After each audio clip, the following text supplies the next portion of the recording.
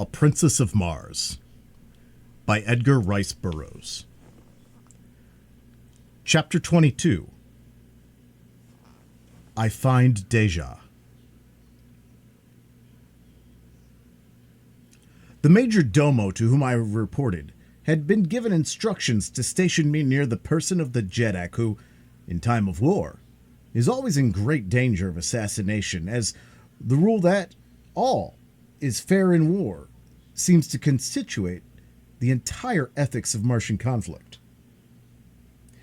He therefore escorted me immediately to the apartment in which Thancosis then was. The ruler was engaged in conversation with his son, Sab Than, and several courtiers of his household, and did not perceive my entrance. The walls of the apartment were completely hung with splendid tapestries which hid any windows or doors which may have pierced them. The room was lighted by imprisoned rays of sunshine held between the ceiling proper and what appeared to be a ground glass false ceiling a few inches below. My guide drew aside one of the tapestries, disclosing a passage which encircled the room, between the hangings and the walls of the chamber. Within this passage I was to remain, he said, so long as Thancosis was in the apartment. When he left, I was to follow. My only duty was to guard the ruler and keep out of sight as much as possible. I would be relieved after a period of 4 hours. The major domo then left me. The tapestries were of a strange weaving which gave the appearance of heavy solidity from one side, but from my hiding place I could perceive all that took place within the room as readily as though there had been no curtain intervening. Scarcely had I gained my post than the tapestry at the opposite end of the chamber separated, and 4 soldiers of the guard entered, surrounding a female figure. As they approached Thancosis, the soldiers fell to either side, and there, standing before the Jeddak, and not 10 feet from me, her beautiful face radiant with smiles, was Deja Thoris. Sab Than, Prince of Zodanga, advanced to meet her, and hand in hand they saluted close to the Jeddak. Thancosis looked up in surprise and, rising, saluted her. "To what strange freak do I owe this visit from the Princess of Helium, who 2 days ago, with rare consideration for my pride, assured me that she would prefer Talhajius the Green Thark to my son?" Deja Thoris only smiled the more, and with the roguish dimples playing at the corners of her mouth, she made answer. "From the beginning of time upon Barsoom, it has been the prerogative of woman to change her mind, as she listed, and to dissemble in matters concerning her heart. That you will forgive, Thancosis, as has your son. 2 days ago I was not sure of his love for me, but now I am, and I have come to beg of you to forget my rash words and to accept the assurance of the Princess of Helium that when the time comes she will wed Sab Than, Princess of Zodanga." Prince of Zodanga. "I am glad that you have so decided," replied Thancosis. "It is far from my desire to push war against the people of Helium, and your promise shall be recorded, and a proclamation to my people issued forthwith." "It were better, Thancosis," interrupted Deja Thoris, "that the proclamation wait the ending of this war. It would look strange indeed to my people and to yours were the Princess of Helium to give herself to her country's enemy in the midst of hostilities." "Cannot war be ended at once?" spoke Sab Than. "It requires but the word of Thancosis to bring peace. Say it, my father. Say the word that will hasten my happiness and end this unpopular strife." "We shall see," replied Thancosis. "How the people of Helium take to peace, I shall at least offer it to them." Deja Thoris, after a few words, turned and left the apartment, still followed by her guards. Thus was the edifice of my brief dream of happiness dashed, broken, to the ground of reality. The woman for whom I had offered my life, and from whose lips I had so recently heard a declaration of love for me, had lightly forgotten my very existence, and smilingly given herself to the son of her people's most hated enemy. Although I had heard it with my own ears, I could not believe it. I must search out her apartments and force her to speak the cruel truth to me alone before I could be convinced, and so I deserted my post and hastened through the passage behind the tapestries towards the door by which she had left the chamber. Slipping quietly through this opening, I discovered a maze of winding corridors, branching and turning in every direction. Running rapidly down first one and then another of them, I soon became hopelessly lost and was standing, panting against a side wall when I heard voices near me. Apparently they were coming from the opposite side of the partition against which I leaned, and presently I made out the tones of Deja Thoris. I could not hear the words, but I knew that I could not possibly be mistaken in the voice. Moving on a few steps, I discovered another passageway at the end of which lay a door. Walking boldly forward, I pushed into the room only to find myself in a small antechamber, in which were the 4 guards who had accompanied her. One of them instantly rose and accosted me, asking the nature of my business. "I am from Thancosis," I replied, "and wish to speak privately with Deja Thoris, Princess of Helium." "And your order?" asked the fellow. I did not know what he meant, but replied that I was a member of the guard, and without waiting for a reply for him, I strode towards the opposite door of the antechamber, behind which I could hear Deja Thoris conversing. But my entrance was not to be so easily accomplished. The guardsman stepped before me, saying, "No one comes from Thancosis without carrying an order or the password. You must give me one or the other before you may pass." "The only order I require, my friend, to enter, where I will, hangs at my side," I answered, tapping my longsword. "Will you let me pass in peace, or no?" For reply, he whipped out his own sword, calling the others to join him, and thus the 4 stood, with drawn weapons, barring my further progress. "You are not here by the order of Thancosis," cried the one who had first addressed me. "And not only shall you not enter the apartments of the Princess of Helium, but you shall go back to Thancosis under guard to explain this unwarranted temerity. Throw down your sword. You cannot hope to overcome 4 of us," he added with a grim smile. My reply was a quick thrust, which left me but 3 antagonists, and I can assure you that they were worthy of my mettle. They had me backed against the wall in no time, fighting for my life. Slowly, I worked my way to a corner of the room where I could force them to come at me only one at a time, and thus we fought upward of 20 minutes, the clanging of steel on steel, producing a veritable bedlam in the little room. The noise had brought Deja Thoris to the door of her apartment, and there she stood throughout the conflict, with Sola at her back, peering over her shoulder. Her face was set and emotionless, and I knew that she did not recognize me, nor did Sola.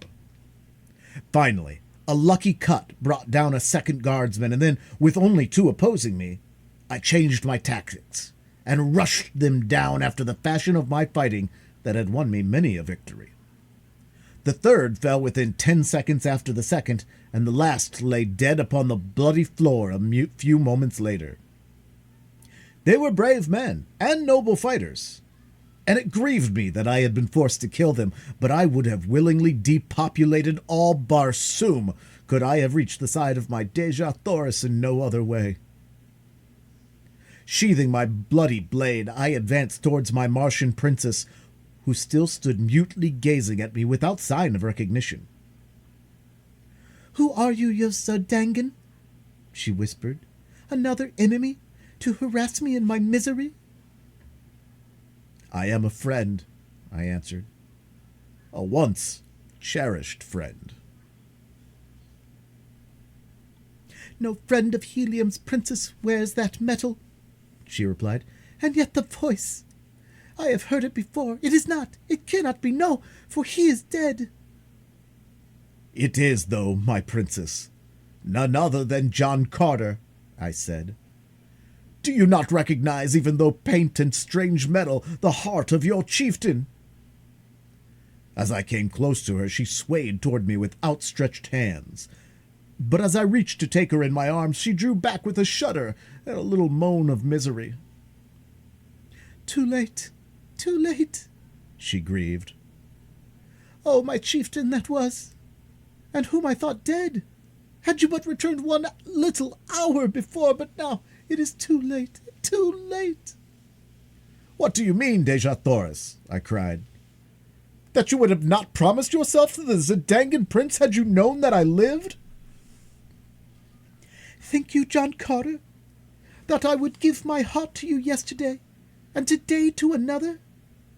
I thought that it lay buried with your ashes in the pits of Wahoon, and so today I have promised my body to another, to save my people from the curse of a victorious Zidangan army. But I am not dead, my princess. I have come to clang you, and all Zidanga cannot prevent it. It is too late, John Carter. My promise is given, and on Barsoom that is final. The ceremonies will follow later, but are meaningless formalities. They make the fact of marriage no more certain than does the funeral cortege of a Jeddak again place the seal of death upon him. I am as good as married, John Carter. No longer may you call me your princess. No longer are you my chieftain. I know but little of your customs here upon Barsoom, Deja Thoris, but I do know that I love you. And if you meant the last words you spoke to me that day as the hordes of Wahoon were charging down upon us, no other man shall ever claim you as his bride. You meant them then, my princess, and you mean them still. Say that it is true. I meant them, John Carter, she whispered. I cannot repeat them now, for I have given myself to another.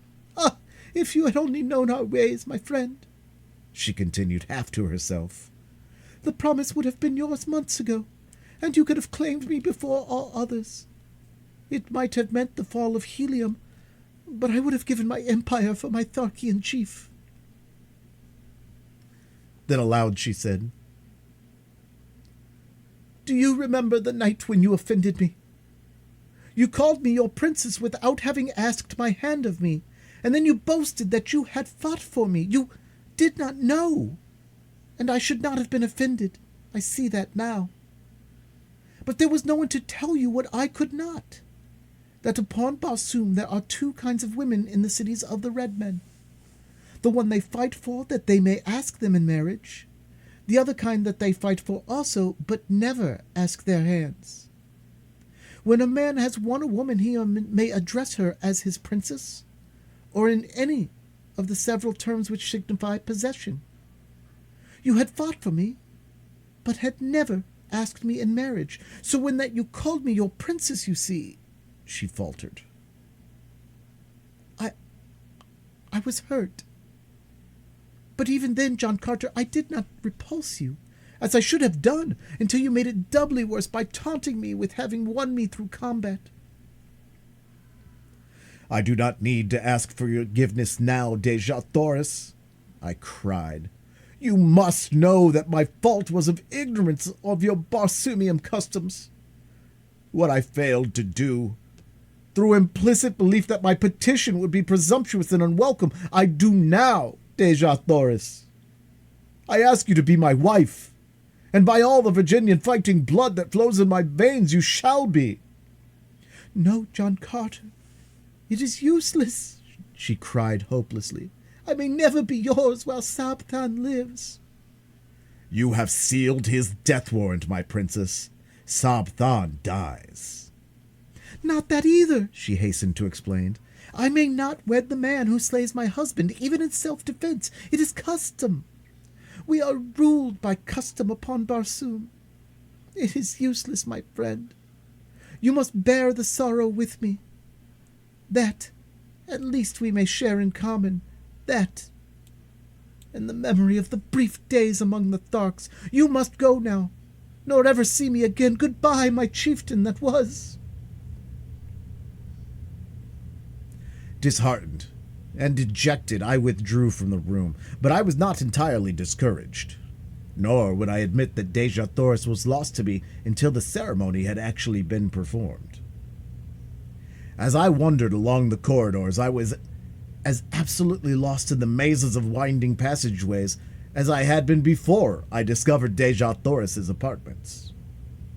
I knew that my only hope of escape from the city of Zedanga, for the matter of the 4 deadsmen, would have to be explained, and as soon as I could never reach my original post without a guide, suspicion would surely rest on me as soon as I was discovered wandering aimlessly through the palace. Presently I came upon a spiral runway leading to a lower floor, and this I followed downward for several stories until I reached the doorway of a large apartment in which were a number of guardsmen. The walls of this room were hung with transparent tapestries, behind which I secreted myself without being apprehended. The conversation of the guardsmen was general, and awakened no interest in me until an officer entered the room and ordered 4 of the men to relieve the detail who were guarding the Princess of Helium. Now, I knew my troubles would commence in earnest, and indeed they were upon me all too soon, for it seemed that the squad had scarcely left the guardroom before one of their number burst in again breathlessly, crying that they had found the 4 comrades butchered in the antechamber. In a moment the entire palace was alive with people. Guardsmen, officers, courtiers, servants, and slaves ran helter-skelter through the corridors and apartments, carrying messages and orders and searching for signs of the assassin.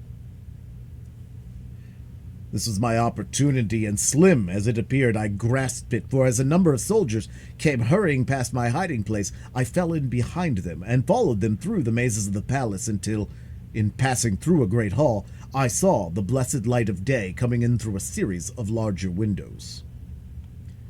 Here I left my guides, and, slipping to the nearest window, sought for an avenue of escape. The windows opened a great balcony which overlooked one of the broad avenues of Zedanga. The ground was about 30 feet below, and at a like distance from the building was a wall fully 20 feet high, constructed of polished glass about a foot in thickness. To a red Martian, escape by this path would have appeared impossible, but to me, with my earthly strength and agility, it seemed already accomplished. My only fear was in being detected before darkness fell, for I could not make the leap in broad daylight while the court below and the avenue beyond was crowded with Zedangans. Accordingly, I searched for a hiding place and finally found one by accident, inside a huge hanging ornament which swung from the ceiling of the hall and about 10 feet from the floor. Into the capacious bowl-like vase I sprang with ease, and scarcely had I settled down in it that I heard a number of people enter the apartment. The group stopped beneath my hiding place, and I could plainly overhear their every word. "It is the work of the Heliumites," said one of the men.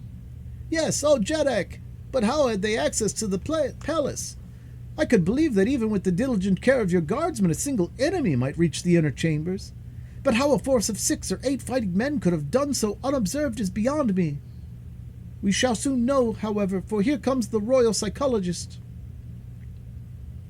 Another man now joined the group, and after making his formal greetings to the ruler, said, "O mighty Jeddak, it is a strange tale I read in the dead minds of your faithful guardsmen.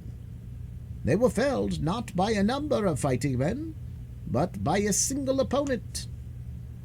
He paused to let the full weight of his announcement impress his hearers, and that his statement was scarcely credited was evidenced by the impatient exclamation of incredulity which escaped the lips of Thancosis. "What manner of weird tale are you bringing me, Notan?" he cried.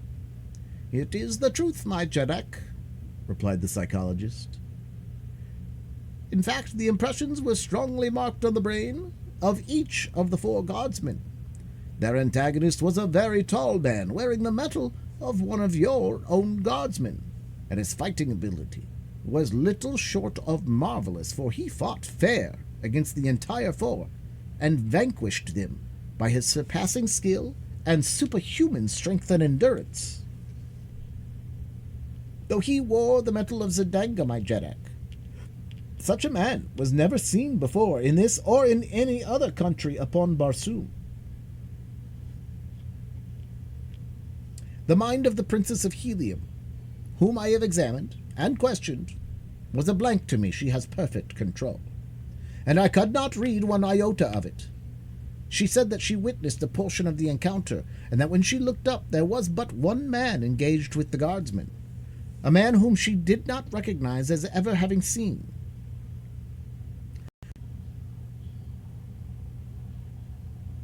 "Where is my erstwhile savior?" spoke another of the party, and I recognized the voice of the cousin of Thancosis, whom I had rescued from the Green Warriors.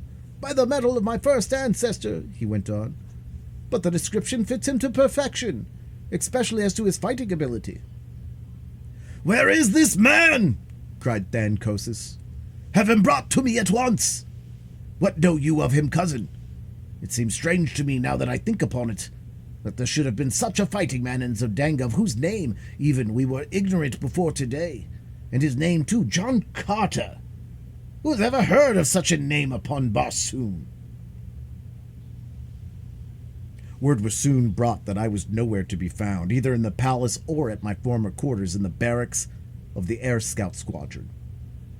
Kantos Khan they had found and questioned, but he knew nothing of my whereabouts, and as my past, he had told them he knew as little, since he had but recently met me during our captivity among the Warhoons. "Keep your eyes on this other one," commanded Thancosis. "He is also a stranger, and likely as not they both hail from Helium. And where one is, we shall sooner or later find the other. Quadruple the air patrol, and let every man who leaves the city by air or ground be subjected to the closest scrutiny." Another messenger now entered, with word that I was still within the palace walls. "The likeness of every person who has entered or left the palace grounds today has been carefully examined," concluded the fellow, "and not one approaches the likeness of this new Padwar of the guards, other than that which was recorded of him at the time he entered." "Then we will have him shortly," commenced Thancosis contentedly. "And in the meantime we shall repair to the apartments of the Princess of Helium and question her in regard to the affair. She may know more than she cared to divulge to you, Notan. Come!"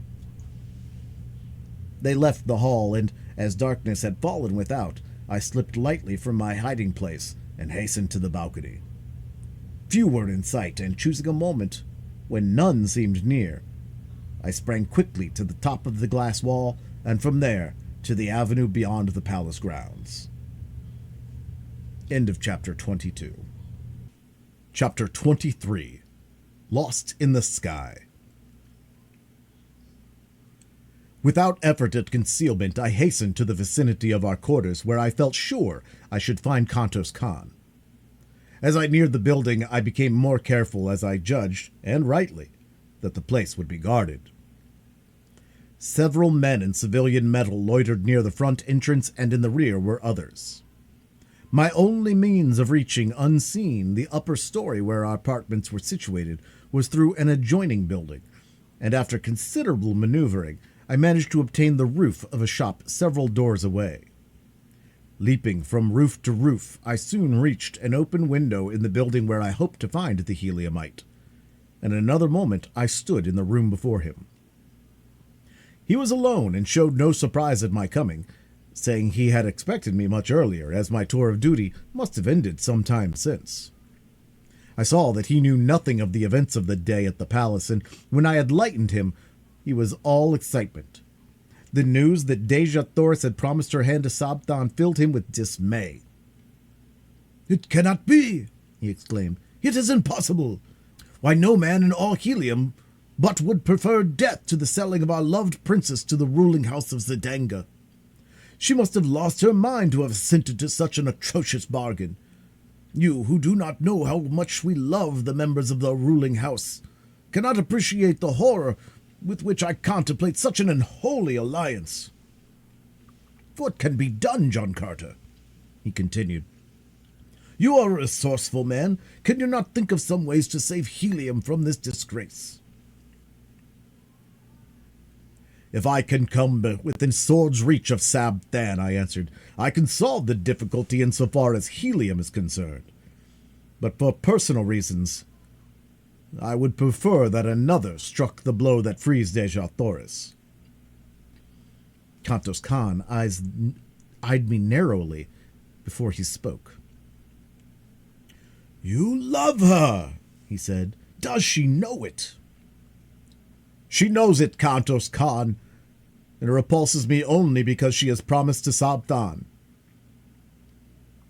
The splendid fellow sprang to his feet and, grasping me by the shoulder, raised his sword on high, exclaiming, Had the choice been left to me, I could not have chosen a more fitting mate for the first princess of Barsoom. Here is my hand upon your shoulder, John Carter, and my word that Sab Than shall go out at the point of my sword for the sake of my love for Helium, for Deja Thoris, and for you. This very night I shall try to reach his quarters in the palace. How? I asked. You are strongly guarded, and a quadruple force patrols the sky. He bent his head in thought for a moment, and then raised it with an air of confidence. I only need to pass these guards, and I can do it, he said at last. I know a secret entrance to the palace through the pinnacle of the highest tower. I fell upon it by chance one day as I was passing above the palace on patrol duty. In this work, it is required that we investigate any unusual occurrence we may witness, and a face peering from the pinnacle of the high tower of the palace was, to me, most unusual. I therefore drew near and discovered that the possessor of the peering face was none other than Sab Than. He was slightly put out at being detected and commanded me to keep the matter to himself, explaining me that the passage from the tower led directly to his apartments and was known only to him. If I can reach the roof of the barracks and get my machine, I could be at Sab Than's quarters in 5 minutes. But how am I to escape from this building guarding, as you say it is? How well are the machine sheds at the barracks guarded? I asked. There is usually but one man on duty there at night upon the roof. Go to the roof of this building, Kantos Khan, and wait me there. Without stopping to explain my plans, I retraced my way to the street and hastened to the barracks. I did not dare to enter the building, filled as it was with members of the Air Scout Squadron who, in common with all Zidanga, were on the lookout for me. The building was an enormous one, rearing its lofty head fully 1,000 feet into the air, but few buildings in Zidanga were higher than these barracks, though several topped it by a few hundred feet. The docks of the great battleships of the line standing some 1,500 feet from the ground, while the freight and passenger stations of the merchant squadrons rose nearly as high. It was a long climb up the face of the building, and one fraught with much danger, but there was no other way, and so I essayed the task. The fact that Barsoomian architecture is extremely ornate made the feat much simpler than I had anticipated, since I found ornamental ledges and projections which fairly formed a perfect ladder for me all the way to the eaves of the building. Here I met my first real obstacle. The eaves projected nearly 20 feet from the wall to which I clung, and though I encircled the great building, I could find no opening through them. The top floor was alight and filled with soldiers engaged in the pastimes of their kind. I could not, therefore, reach the roof through the building. There was one slight, desperate chance, and that I decided I must take it. It was for Deja Thoris, and no man has lived who would not risk 1,000 deaths for such as she. Clinging to the wall, my feet and one hand. I unloosed one of the long leather straps of my trappings, at the end of which dangled a great hook, by which air sailors are hung to the sides and bottoms of their crafts for various purpose of repair, and by means of which landing parties are lowered to the ground from the battleships. I swung this hook cautiously to the roof several times before it found lodgment. Gently I pulled on it to strengthen its hold, but whether it would bear the weight of my body I did not know. It might be barely caught upon the very outer verge of the roof, so that as I swung my body out, the end of the strap, it would slip off and launch me to the pavement 1,000 feet below. An instant I hesitated, and then, releasing my grasp upon the supporting ornament, I swung out into space at the end of the strap. Far below me lay the brilliantly lighted streets, the hard pavements, and death. There was a little jerk at the top of the supporting eaves, and a nasty slipping, grating sound which turned me cold with apprehension. Then the hook caught, and I was safe. Clambering quickly aloft, I grasped the edges of the eaves and drew myself to the surface of the roof above. As I had gained my feet, I was confronted by the sentry on duty, into the muzzle of whose revolver I found myself looking. "Who are you, and whence came you?" he cried. "I am an air scout, friend, and very nearly a dead one, for just by the merest chance I escaped falling to the avenue below," I replied. "But how came you upon the roof, man? No one has landed, or come up from the building for the past hour. Quick, explain yourself, or I call the guard." "Look you here, sentry, and you shall see how I came, and how close a shave I had not coming at all," I answered, turning towards the edge of the roof where, 20 feet below, at the end of my strap, hung all my weapons. The fellow, acting on impulse of curiosity, stepped to my side and to his undoing, for as he leaned to peer over the eaves, I grasped him by the throat and his pistol arm and threw him heavily to the roof. The weapon dropped from his grasp, and my fingers choked off his attempted cry for assistance. I gagged and bound him, and then hung him over the edge of the roof, as I myself had hung a few moments before. I knew it would be morning before he was discovered, and I needed all the time I could gain. Donning my trappings and weapons, I hastened to the sheds, and soon had out both my machine and Kantos Khan's. Making his fast behind mine, I started my engine, and skimming over the edge of the roof, I dove down into the streets of the city, far below the plain usually occupied by the air patrol. In less than a minute I was settled safely upon the roof of our apartments beside the astonished Kantos Khan. I lost no time in explanation, but plunged immediately into a discussion of our plans for the immediate future. It was decided that I would try to make helium, while Kantos Khan was to enter the palace and dispatch Sabdan. If successful, he was then to follow me.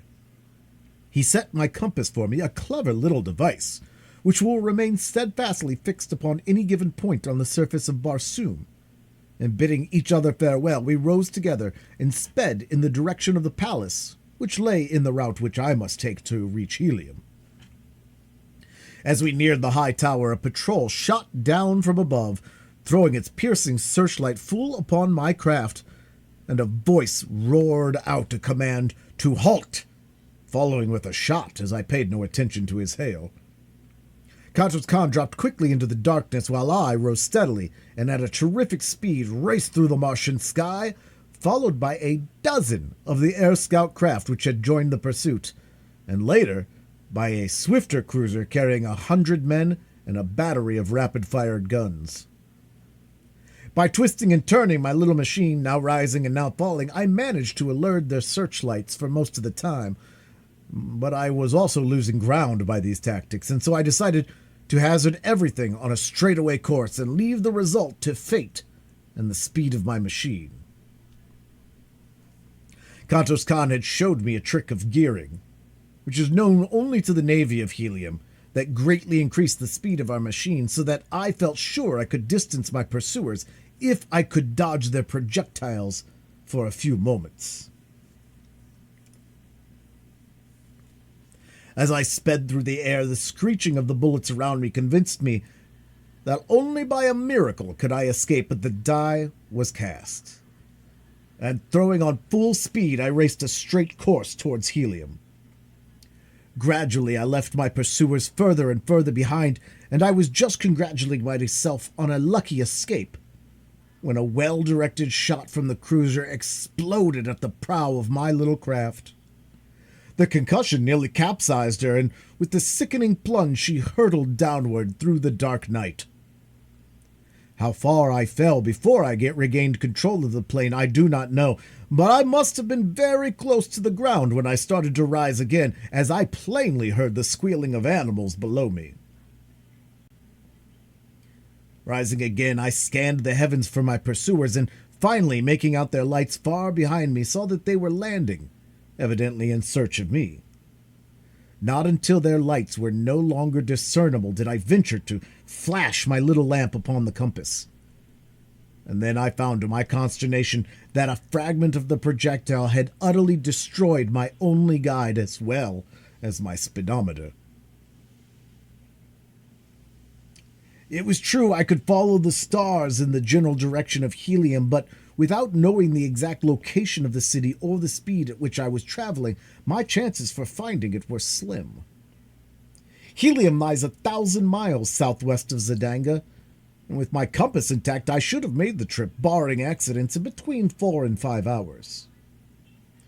As it turned out, however, morning found me speeding over the vast expanse of dead sea bottom after nearly 6 hours of continuous flight at high speed. Presently a great city showed below me, but it was not Helium, as that alone of all Barsubium metropolises consists in 2 immense circular walled cities about 75 miles apart, and would have been easily distinguishable from the altitude at which I was flying. Believing that I had come too far to the north and west, I turned back in a southeasterly direction, passing during the forenoon several other large cities, but none resembling the description which Kantos Khan had given me of Helium. In addition to the twin city formation of Helium, another distinguishing feature is the 2 immense towers, one of vivid scarlet rising nearly a mile into the air from the center of one of the cities, while the other, of bright yellow and of the same height, marks her sister. End of Chapter 23. Chapter 24. Tars Tarkas finds a friend. About noon, I passed low over a great dead city of ancient Mars, and as I skimmed out across the plain beyond, I came full upon several thousand green warriors engaged in a terrific battle. Scarcely had I seen them than a volley of shots was directed at me, and with the almost unfailing accuracy of their aim, my little craft was instantly a ruined wreck, sinking erratically to the ground. I fell almost directly in the center of the fierce combat, among warriors who had not seen my approach, so busily were they engaged in life and death struggles. The men were fighting on foot with long swords, while an occasional shot from a sharpshooter on the outskirts of the conflict would bring down a warrior who might for an instant separate himself from the entangled mass. As my machine sank among them, I realized that it was fight or die, with good chances of dying in any event, so I struck the ground with drawn longsword, ready to defend myself as I could. I fell beside a huge monster who was engaged with 3 antagonists, and as I glanced at his fierce face filled with the light of battle, I recognized Tars Tarkas the Thark. He did not see me, as I was a trifle behind him, and just then the 3 warriors opposing him, whom I recognized as Warhoons, charged simultaneously.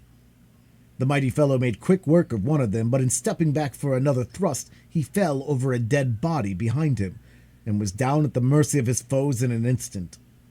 Quick as lightning they were upon him, and Tars Tarkas would have been gathered to his fathers in short order had I not sprung before his prostrate form and engaged his adversaries. I had accounted for one of them when the mighty Thark regained his feet and quickly settled the other. He gave me one look, and a slight smile touched his grim lip as, touching my shoulder, he said,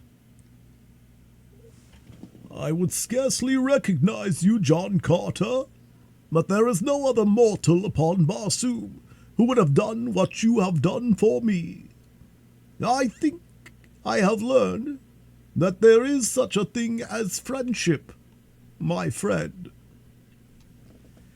He said no more, nor was there opportunity, for the war hounds were closing in about us, and together we fought shoulder to shoulder during all that long, hot afternoon, until the tides of battle turned and the remnant of the fierce war-hound horde fell back upon their throats and fell into the gathering darkness. 10,000 men had been engaged in that titanic struggle, and upon the field of battle lay 3,000 dead. Neither signed, asked, or gave quarter, nor did they attempt to take prisoners. On our return to the city after the battle, we had gone directly to Tars Tarkas' quarters, where I was left alone while the chieftain attended the customary council which immediately follows an engagement. As I sat awaiting the return of the Green Warrior, I heard something move in an adjoining apartment, and as I glanced up, there rushed suddenly upon me a huge and hideous creature, which bore me backward upon the pile of silks and furs upon which I had been reclining. It was Woola, faithful, loving Woola. He had found his way back to the Thark and, as Tars Tharkas told me, had gone immediately to my former quarters, where he had taken up his pathetic and seemingly hopeless watch for my return. Talhajus knows you are here, John Carter, said Tars Tarkas on his return from the Jedak's quarters. Sarkoja saw and recognized you as we were returning. Talhajus has ordered me to bring you before him tonight. I have 10 thoughts, John Carter. You may take your choice from among them, and I will accompany you to the nearest waterway that leads to Helium. Tars Tarkas may be a cruel green warrior, but he can be a friend as well. Come, we must start. And when you return, Tars Tarkas? I asked. The wild Kalats, possibly, or worse, he replied, unless I should chance to have the opportunity I have so long waited of battling with Talhajus. We will stay, Tars Tarkas, and see Talhajus tonight.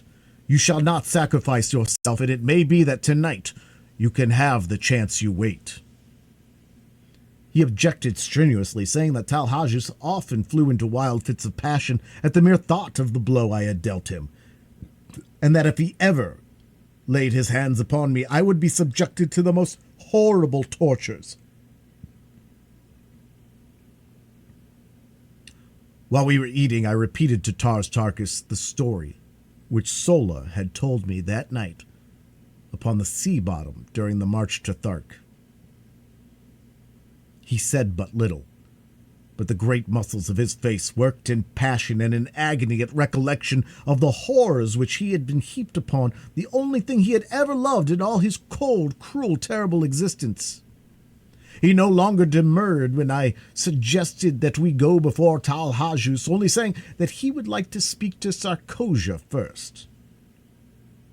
At his request, I accompanied her to her quarters, and the look of venomous hatred she cast upon me was almost adequate recompense for any misfortunes this accidental return to Thark might bring me. Sarkoja, said Tars Tarkas, 40 years ago you were instrumental in bringing about the torture and death of a woman named Gozava. I have just discovered that the warrior who loved that woman has learned of your part in the transaction. He may not kill you, Sarkoja. It is not our custom. But there is nothing to prevent him from tying one end of a strap about your neck and the other end to a wild throat, merely to test your fitness to survive and help perpetuate our race. Having heard that he would do this on the morrow, I thought it only right to warn you. for I am a just man. The river is but a short pilgrimage, Sarkoja. Come, John Carter.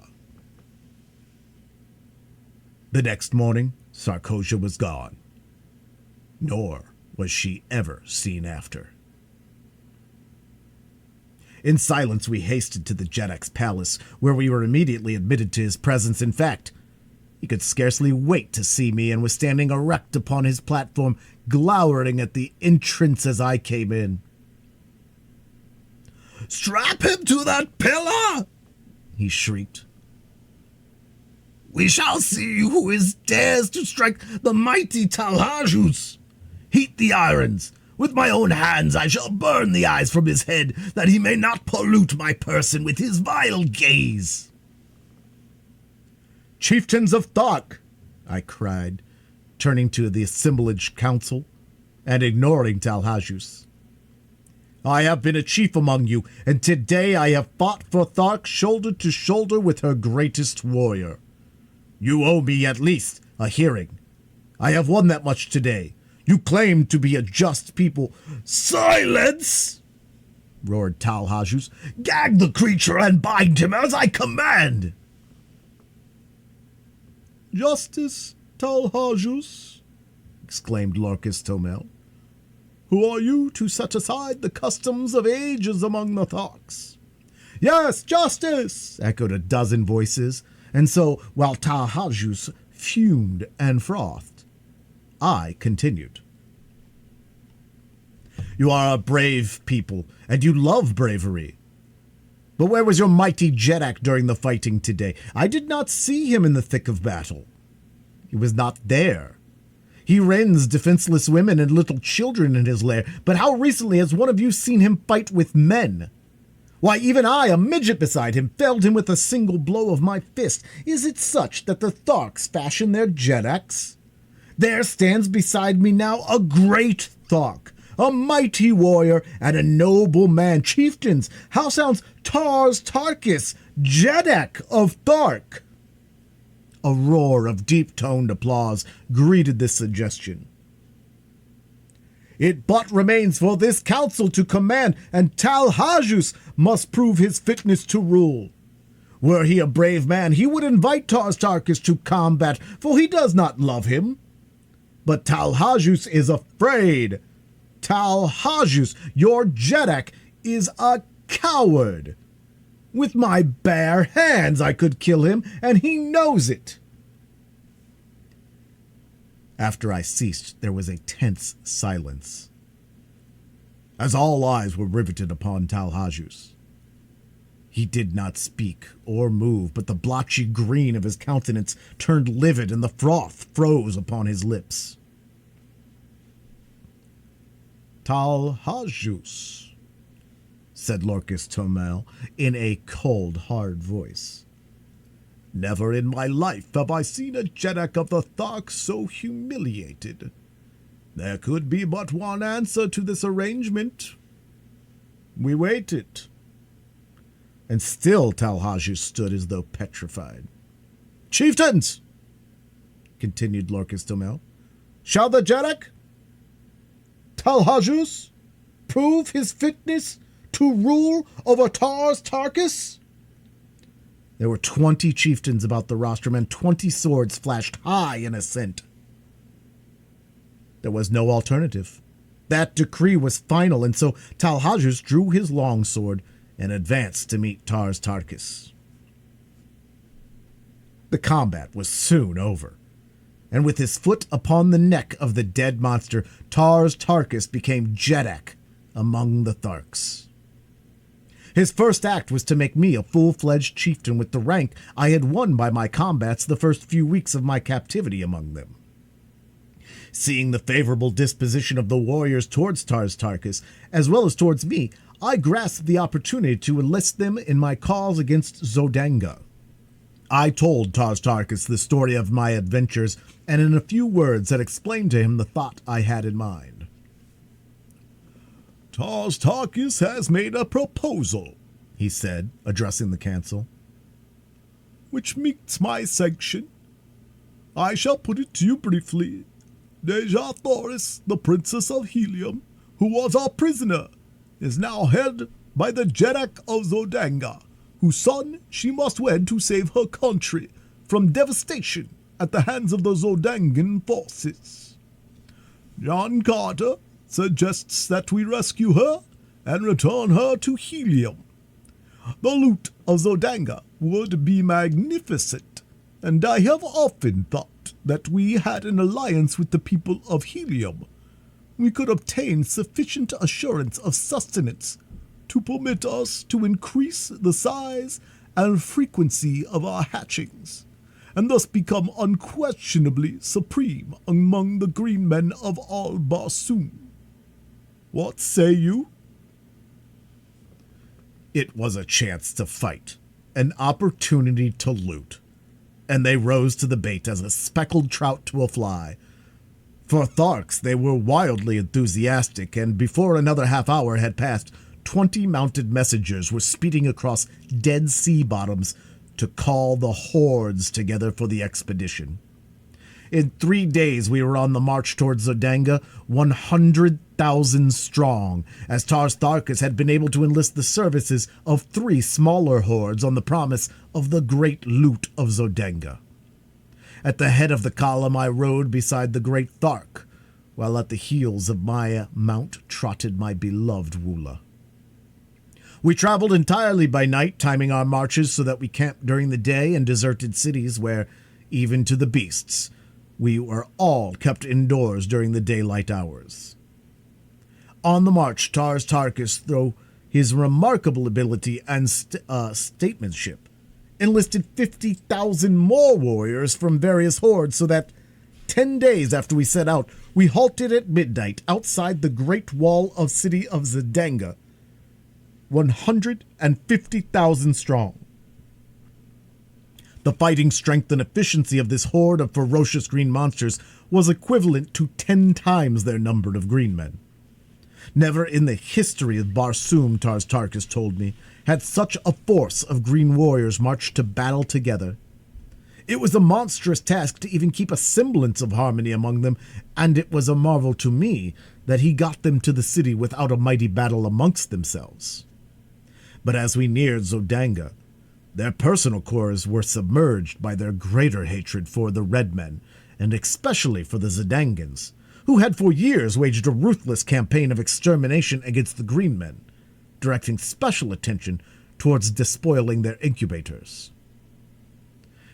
Now that we were before Zodanga, the task of obtaining entry to the city devolved upon me, and directing Tars Tarkas to hold his forces in 2 divisions out of earshot of the city, with each division opposing a large gateway, I took 20 dismounted warriors and approached one of the smaller gates that pierced the walls at short intervals. These gates have no regular guard, but are covered by sentries, who patrol the avenue that encircles the city just within the walls as our metropolitan police patrol their beats. The walls of Zodanga are 75 feet in height and 50 feet thick. They are built of enormous blocks of carborundum, and the task of entering the city seemed to my escort of green warriors an impossibility. The fellows who had been detailed to accompany me were of one of the smaller hordes, and therefore did not know me. Placing 3 of them with their faces to the wall, and arms locked, I commanded 2 more to mount to their shoulders, and a 6th I ordered to climb upon the shoulders of the upper 2. The head of the topmost warrior towered over 40 feet from the ground. In this way, with 10 warriors, I had built a series of 3 steps from the ground to the shoulders of the topmost man. Then, starting up from a short distance behind them, I ran swiftly up from one tier to the next, and with a final bound from the broad shoulders of the highest, I clutched the top of the great wall and quietly drew myself to its broad expanse. After me, I dragged 6 lengths of leather from an equal number of my warriors. These lengths we had previously fastened together, and passing one end to the topmost warrior, I lowered the other end cautiously over the opposite side of the wall toward the avenue below. No one was in sight, so lowering myself to the other end of the leather strap, I dropped the remaining 30 feet to the pavement below. I had learned from Kantos Khan the secret of opening these gates, and in another moment my 20 great fighting men stood within the doomed city of Zedanga. I found to my delight that I had entered at the lower boundary of the enormous palace grounds. The building itself showed in the distance a blaze of glorious light, and on the instant I determined to lead a detachment of warriors directly within the palace itself, while the balance of the great horde was attacking the barracks of the soldiery. Dispatching one of my men to Tars Tarkas for the detail of 50 Tharks, with word of my intentions, I ordered 10 warriors to capture and open one of the great gates, while with the 9 remaining, I took the other. We were to do our work quietly. No shots were to be fired and no general advance made until I reached the palace with my 50 Tharks. Our plans worked to perfection. The 2 sentries we met were dispatched to their fathers upon the banks of the lost Sea of Chorus, and the guards at both gates followed them in silence. End of chapter 24. Chapter 25. The Looting of Zedanga.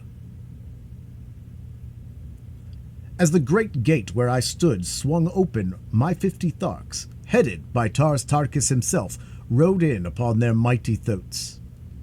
I led them to the palace walls, which I negotiated easily without assistance.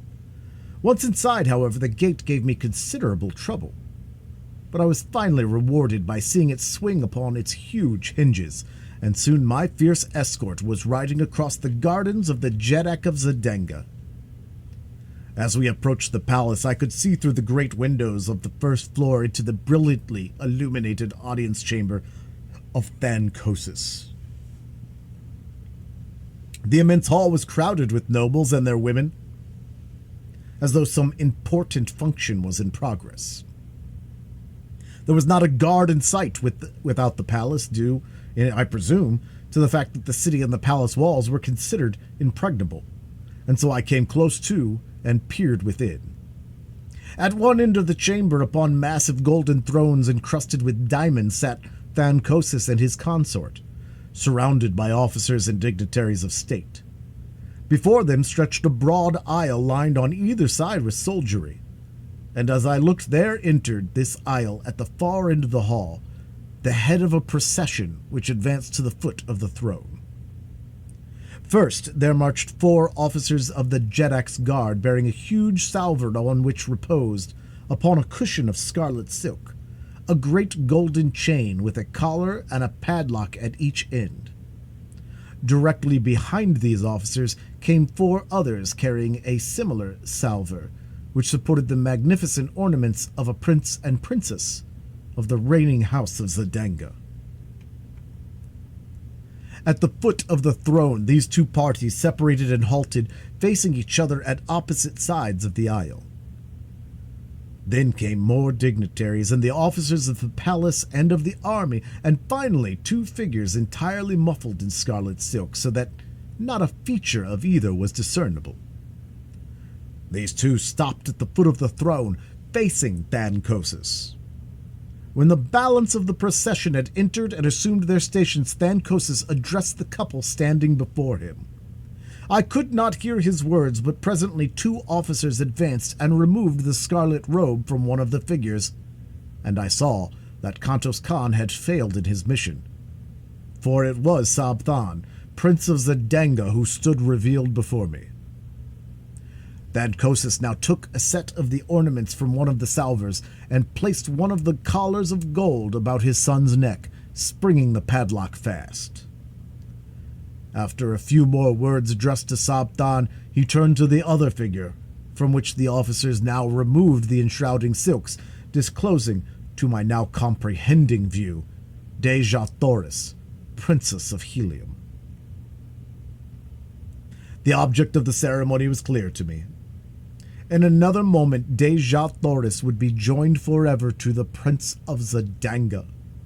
It was an impressive and beautiful ceremony, I presume, but to me it seemed the most fiendish sight I had ever witnessed, and as the ornaments were adjusted upon her beautiful figure and her collar of gold swung open in the hands of Thancosis, I raised my longsword above my head, and with the heavy hilt I shattered the glass of the great window and sprang into the midst of the astonished assemblage.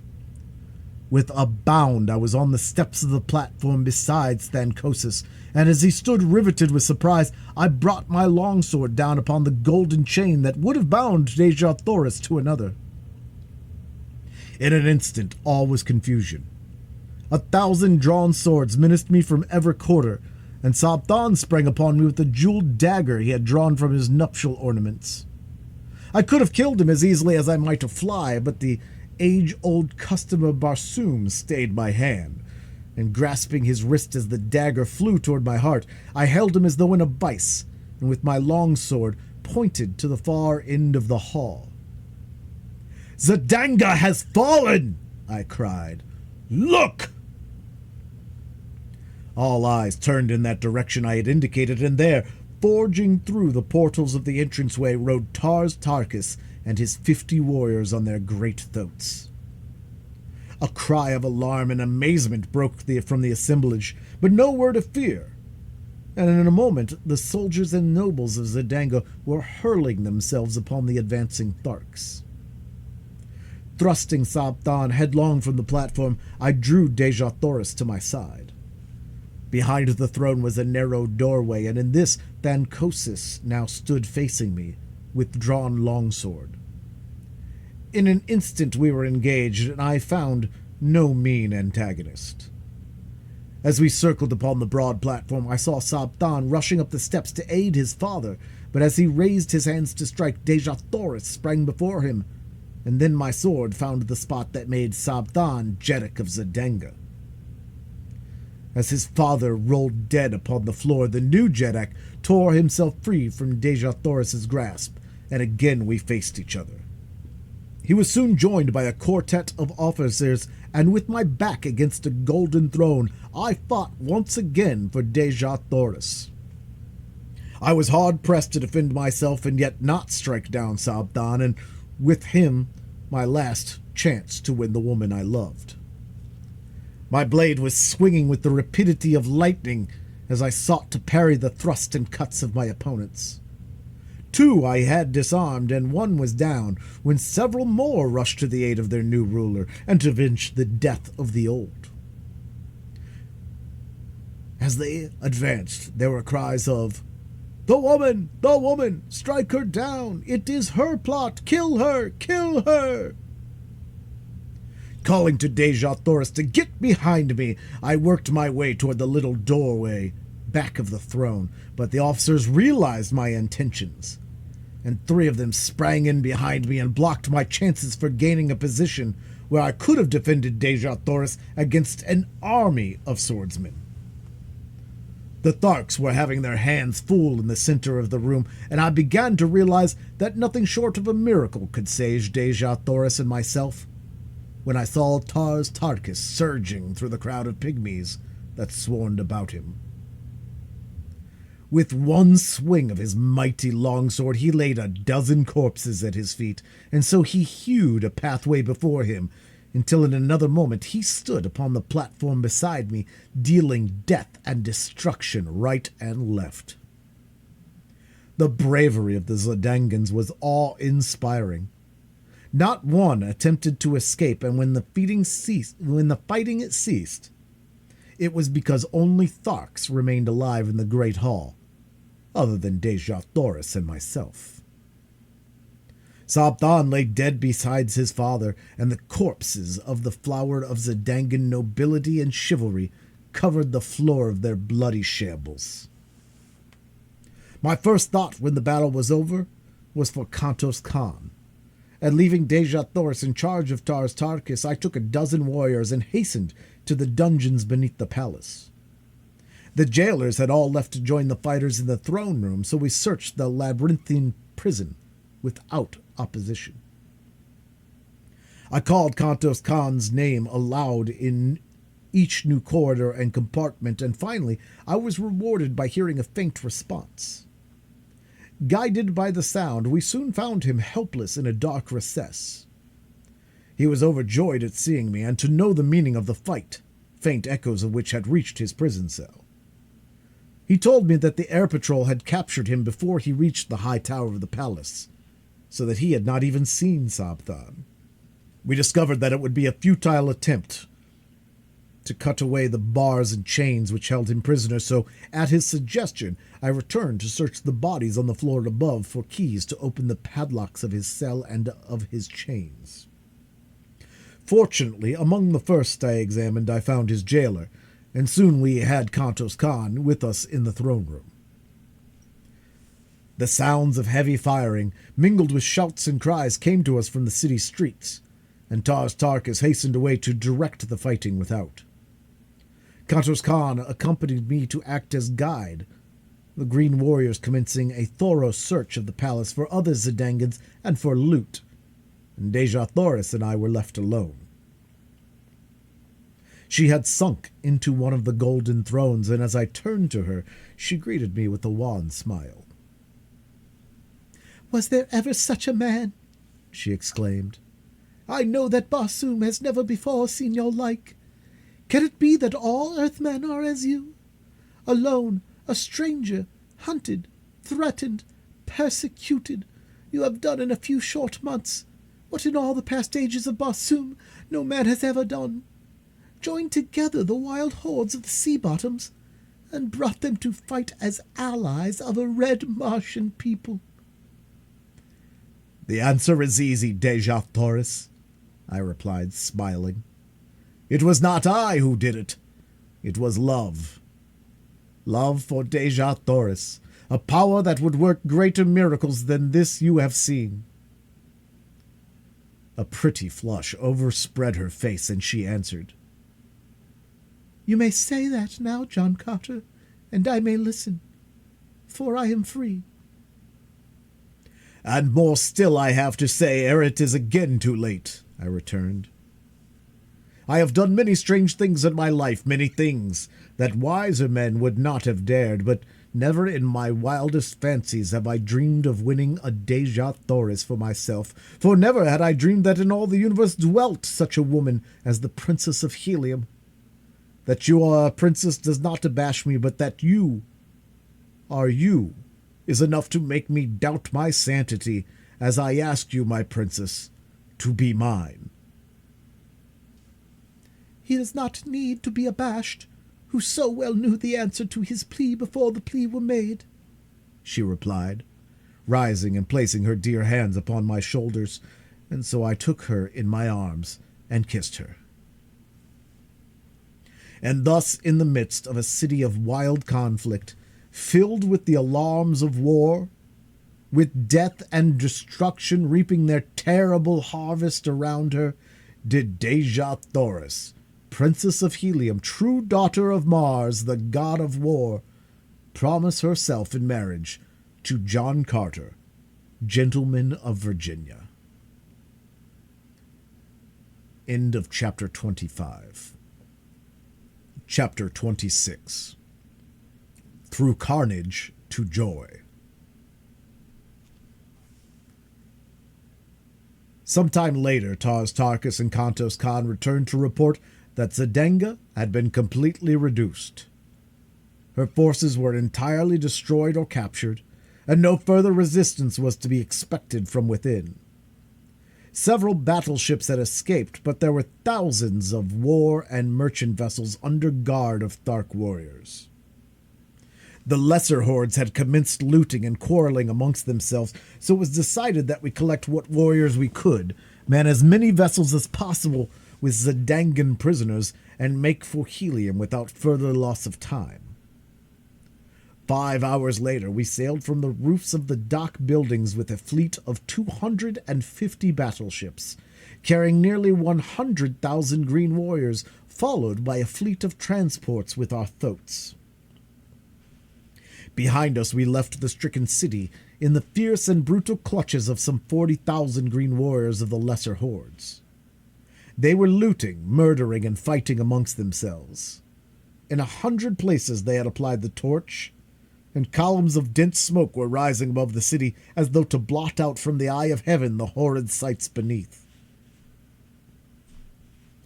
In the middle of the afternoon, we sighted the scarlet and yellow towers of Helium, and a short time later a great fleet of Zadangan battleships rose from the camps of the besiegers without the city and advanced to meet us.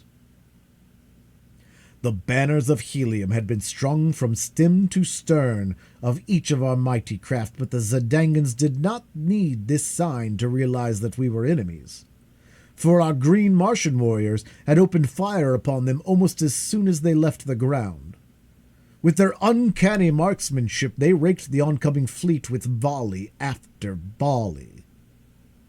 The twin cities of Helium, perceiving that we were friends, sent out hundreds of vessels to aid us, and then began the first real air battle I had ever witnessed.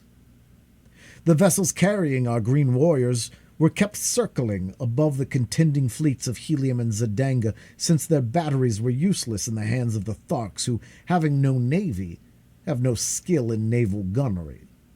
Their small-arm fire, however, was most effective, and the final outcome of the engagement was strongly influenced, if not wholly determined, by their presence.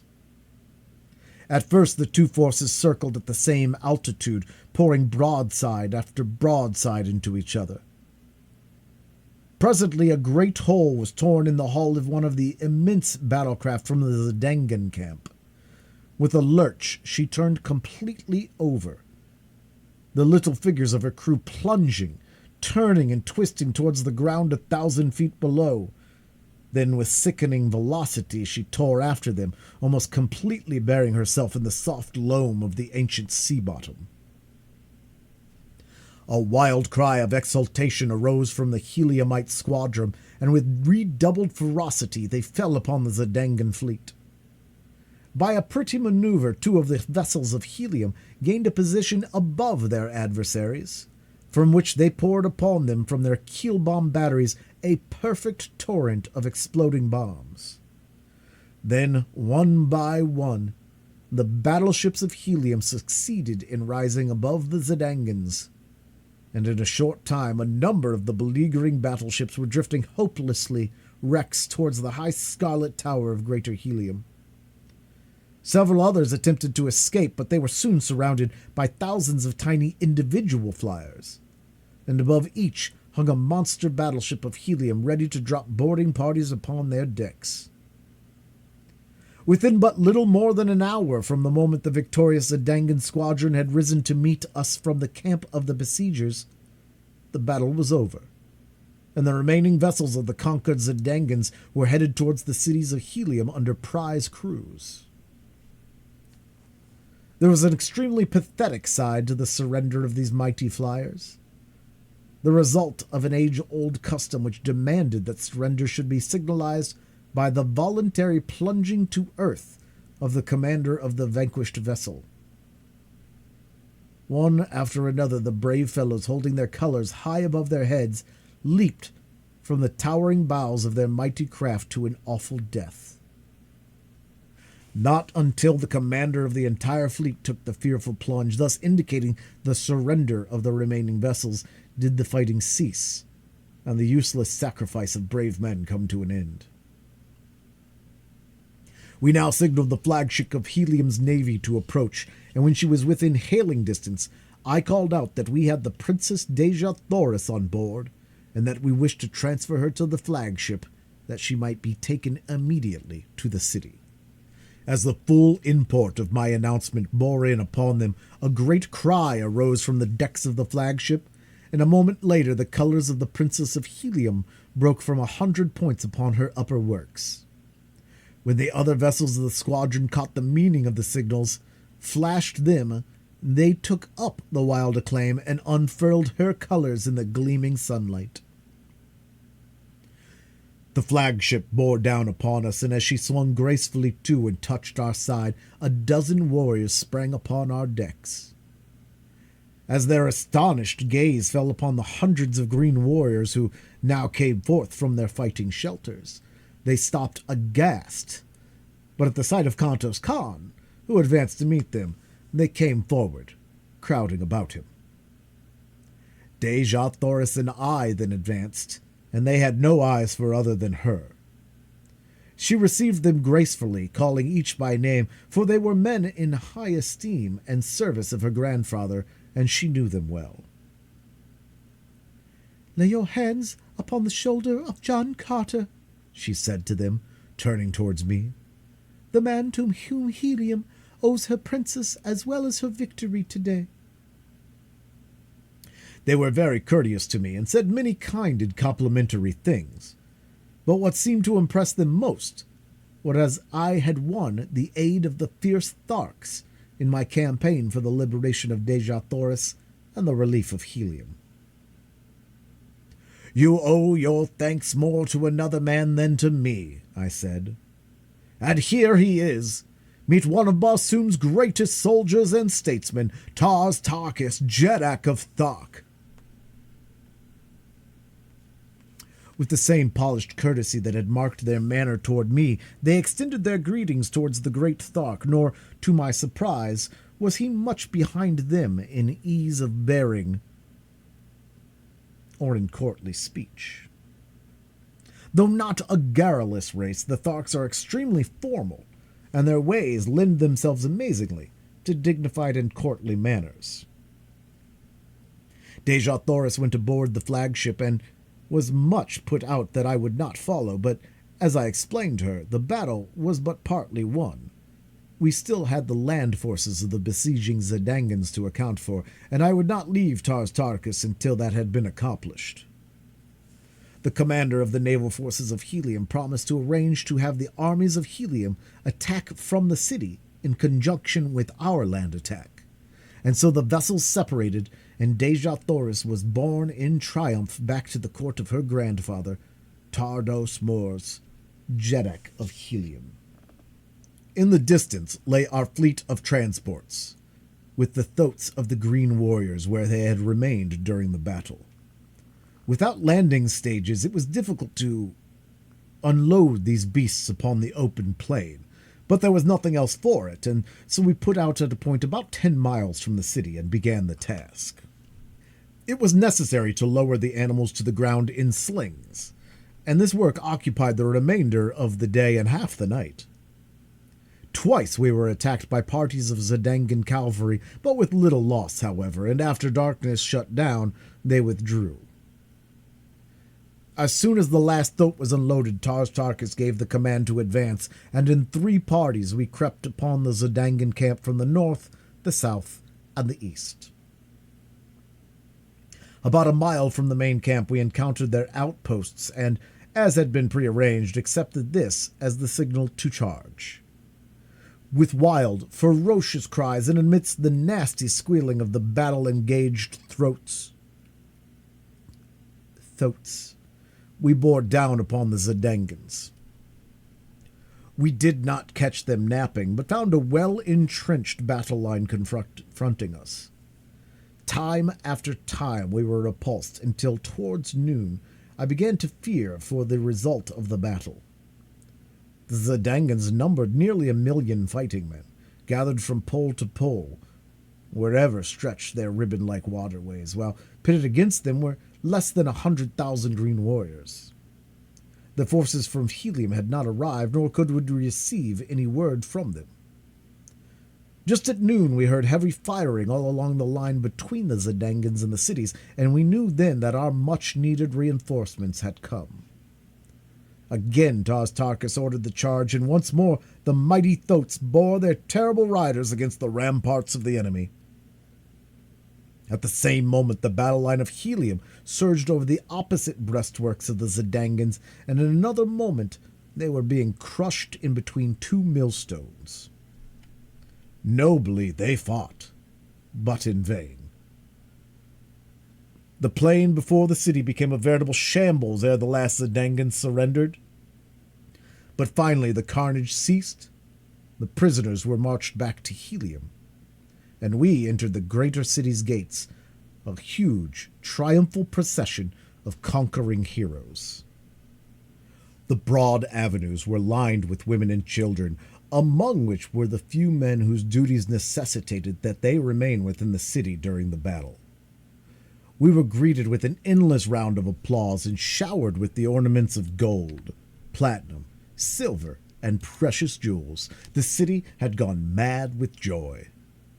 My fierce Tharks caused the wildest excitement and enthusiasm.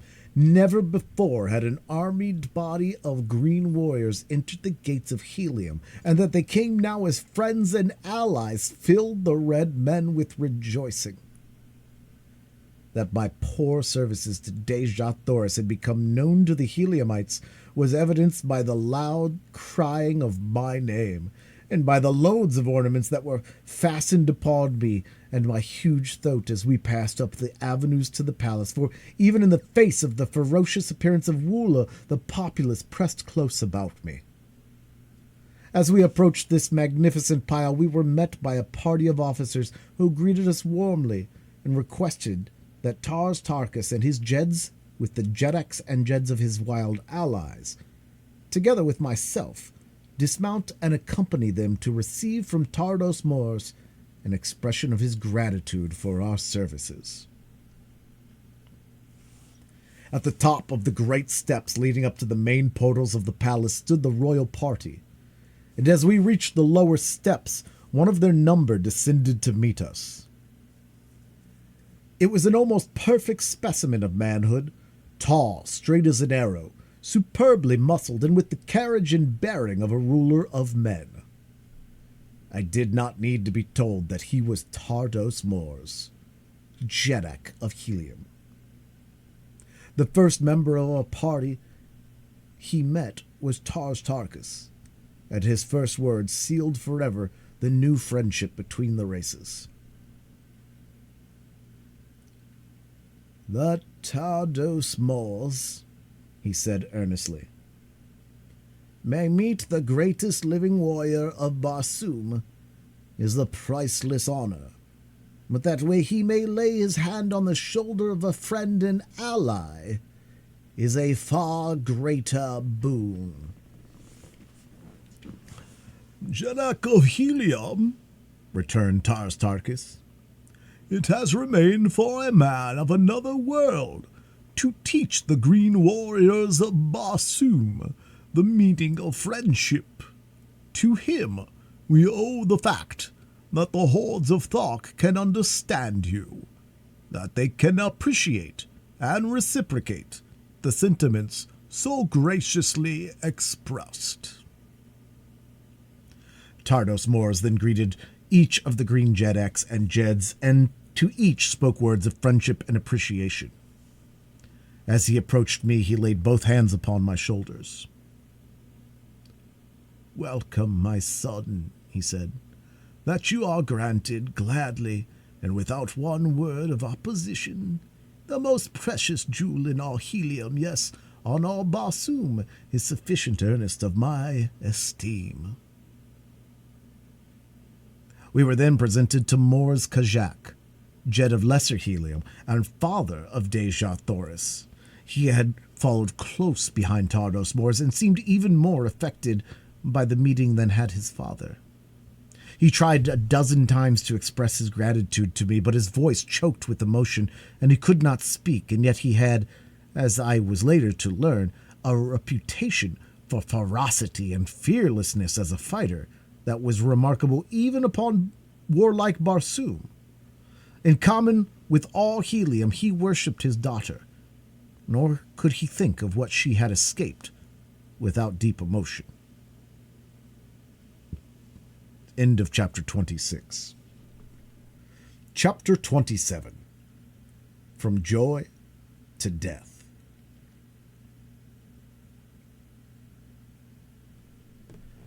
For 10 days the hordes of Thark and their wild allies were feasted and entertained, and then loaded with costly presents and escorted by 10,000 soldiers of Helium, commanded by Mors Kajak. They started on the return journey to their own lands. The Jed of Lesser Helium with a small party of nobles accompanied them all the way to Thark to cement more closely the new bonds of peace and friendship.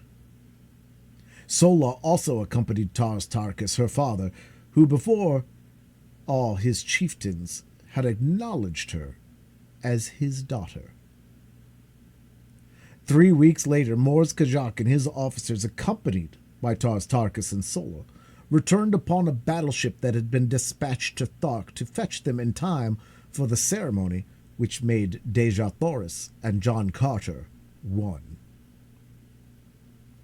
For 9 years I served in the councils and fought in the armies of Helium as a prince of the House of Tardos Mors.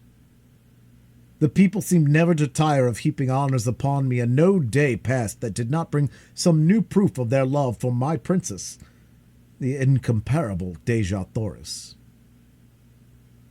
In a golden incubator upon the roof of our palace lay a snow-white egg. For nearly 5 years, 10 soldiers of the Jedak's guard had constantly stood over it, and not a day passed when I was in the city that Deja Thoris and I did not stand hand in hand before our little shrine, planning for the future, when the delicate shell should break. Vivid in my memory is the picture of the last night as we sat there talking in low tones of the strange romance which had woven our lives together, and of this wonder which was coming to augment our happiness and fulfill our hopes. In the distance we saw the bright white light of an approaching airship, but we attached no special significance to so common a sight. Like a bolt of lightning it raced towards Helium, until its very speed bespoke the unusual.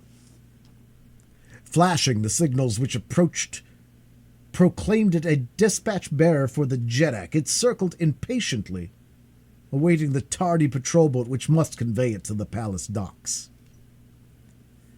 10 minutes after it touched at the palace, a message called me to the council chamber, which I found filling with the members of that body. On the raised platform of the throne was Tardos Mors, pacing back and forth with tense-drawn face. When all were in their seats, he turned towards us.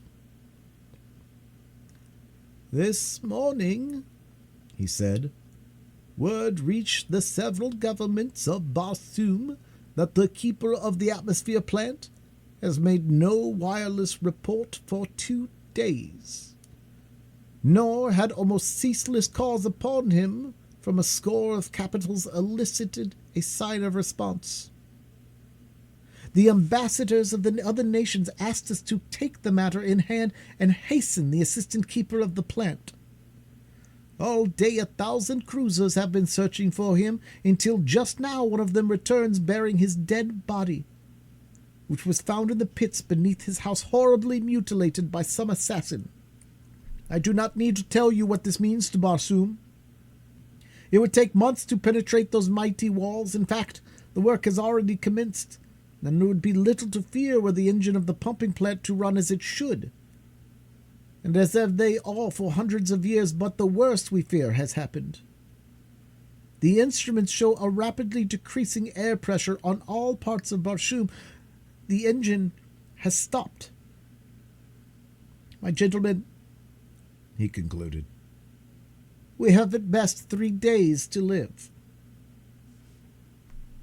There was an absolute silence for several minutes, and then a young noble arose, and with his sword drawn held high above his head, addressed Tardos Mors. "The men of Helium have prided themselves that they should ever shown Barsoom how a nation of red men should live. Now is our opportunity to show them how they should die. Let us go about our duties as though 1,000 useful years still lay before us." The chamber rang with applause, and as there was nothing better to do than to allay the fears of the people by our example, we went our ways with smile upon our faces and the sorrow gnawing at our hearts. When I returned to my palace, I found that the rumor already had reached Deja Thoris, so I told her all that I had heard. "We have been very happy, John Carter," she said, "and I thank whatever fate overtakes us, that it permits us to die together." The next 2 days brought no noticeable change in the supply of air, but on the morning of the 3rd day breathing became more difficult at the higher altitudes of the rooftops. The avenues and plazas of Helium were filled with people. All business had ceased. For the most part, the people looked bravely into the face of their unalterable doom. Here and there, however, men and women gave way to quiet grief. Toward the middle of the day, many of the weaker commenced to succumb, and within an hour, the people of Barsoom were sinking by thousands into the unconsciousness which precedes death by asphyxiation. Deja Thoris and I, with the members of the royal family, had collected in a sunken garden within an inner courtyard of the palace. We conversed in low tones when we conversed at all, as the awe of the grim shadow of death crept over us. Even Woola seemed to feel the weight of the impending calamity, for he pressed close to Deja Thoris and to me, whining pitifully. The little incubator had been brought from the roof of our palace at the request of Deja Thoris, and she sat gazing longingly upon the unknown little life that now she would never know. As it was becoming perceptibly difficult to breathe, Tardos Mors arose, saying, "Let us bid each other farewell. The days of the greatness of Barsoom are over. Tomorrow's sun will look upon a dead world, which through all eternity must go swinging through the heavens, peopled not even by memories. It is the end." He stooped and kissed the women of his family and laid his strong hand upon the shoulders of the men. As I turned sadly from him, my eyes fell upon Deja Thoris. Her head was drooping upon her breast. To all appearances she was lifeless. With a cry, I sprang to her and raised her in my arms. Her eyes opened and looked into mine. "Kiss me, John Cotter," she murmured. "I love you. I love you. It is cruel that we must be torn apart, who were just starting upon a life of love and happiness." As I pressed her dear lips to mine, this old feeling of unconquerable power and authority rose in me. The fighting blood of Virginia sprang to life in my veins. "It shall not be, my princess," I cried. There must be some way, and John Carter, who has fought his way through a strange world for love of you, will find it." And with my words there crept above the threshold of my conscious mind a series of 9 long-forgotten sounds. Like a flash of lightning in the darkness, their full purport dawned upon me, the key to the 3 great doors of the atmosphere plant. Turning suddenly towards Tardos Mors, as I still clasped my dying love to my breast, I cried, "A flyer, Jeddak, quick! Order your swiftest flyer to the palace top! I can save Barsoom yet!" He did not wait to question, but in an instant a guard was racing to the nearest dock, and though the air was thin and almost gone at the rooftop, they managed to launch the fastest one-man air scout machine that the skill of Barsoom had ever produced. Kissing Deja Thoris a dozen times and commanding Woola, who would have followed me, to remain and guard her, I bounded with my old agility and strength to the high ramparts of the palace, and in another moment I was headed towards the goal of all the hopes of all Barsoom. I had to fly low to get sufficient air to breathe, but I took a straight course across an old sea bottom, and so had to rise only a few feet above the ground. I traveled with awful velocity, for my errand was a race against time and death. The face of Deja Thoris hung always before me. As I turned for a last look as I left the palace garden, I had seen her stagger and sink upon the ground beside the little incubator. That she dropped into the last coma would end in death, if the air supply remained unplenished, I well knew. And so, throwing caution to the winds, I flung overboard everything but the engine and compass, even to my ornaments, and lying on my belly along the deck with one hand on the steering wheel and the other pushing the speed lever to the last notch, I split the thin air of dying Mars with the speed of a meteor. An hour before dark, the great walls of the atmosphere plant loomed suddenly before me, and with a sickening thud I plunged to the ground before the small door which was withholding the spark of life from the inhabitants of an entire planet.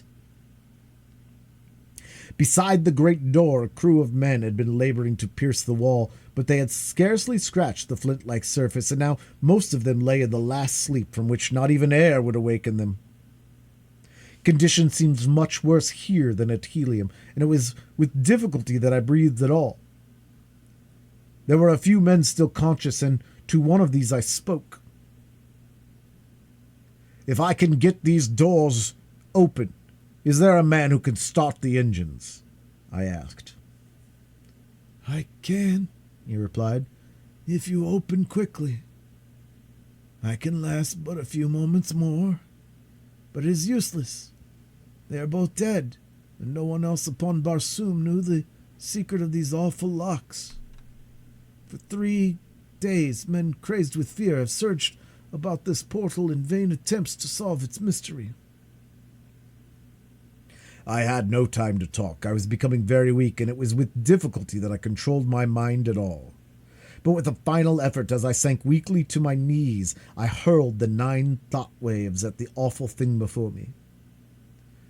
The Martian had crawled to my side, and with staring eyes fixed on the single panel before us, we waited in silence of the death. Slowly, the mighty door receded before us. I attempted to rise and follow, but I was too weak. "After it!" I cried to my companion. "And if you reach the pump room, turn loose all the pumps. It's the only chance Barsoom has to exist tomorrow." From where I lay, I opened the second door, and then the third, and as I saw the hope of Barsoom crawling weakly on hands and knees through the last doorway, I sank unconscious upon the ground. End of Chapter 27. Chapter 28. At the Arizona Cave.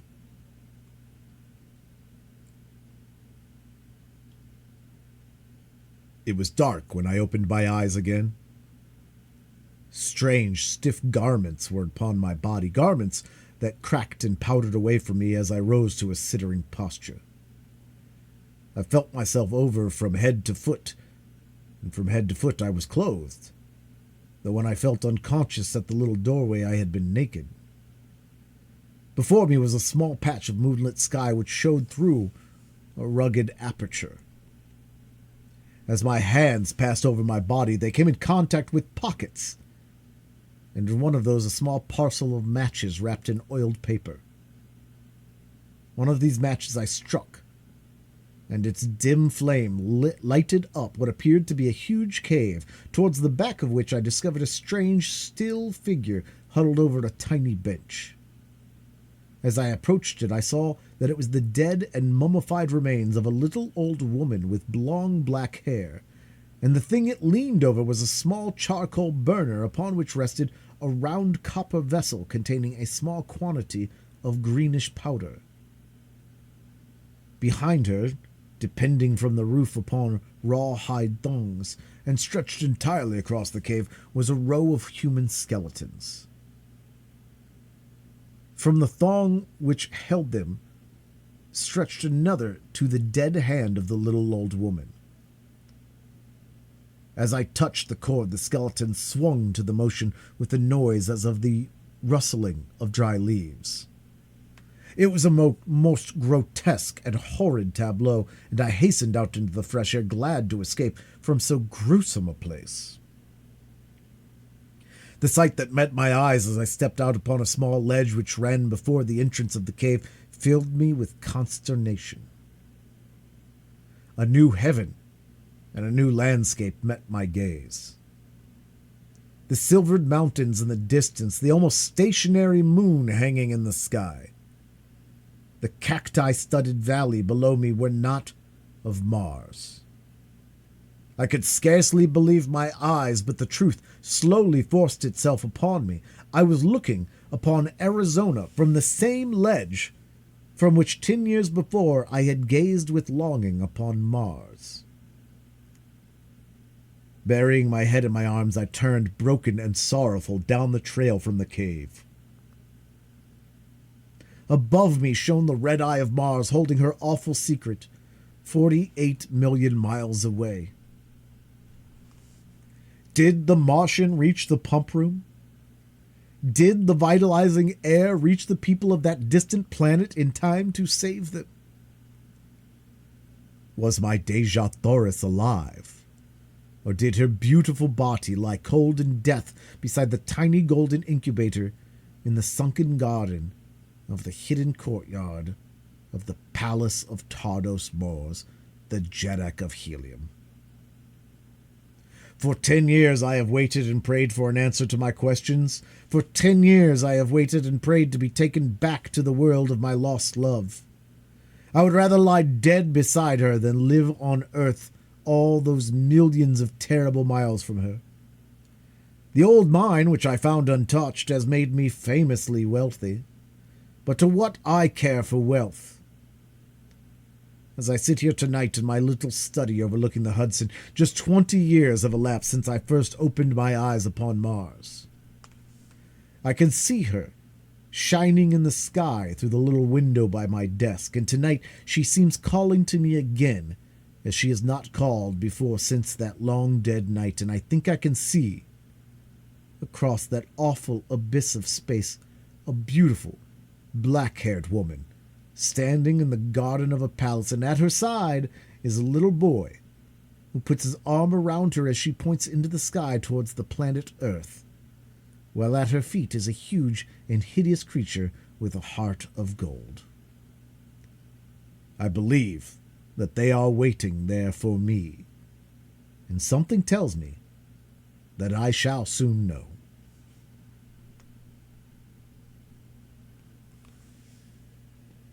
End of A Princess of Mars.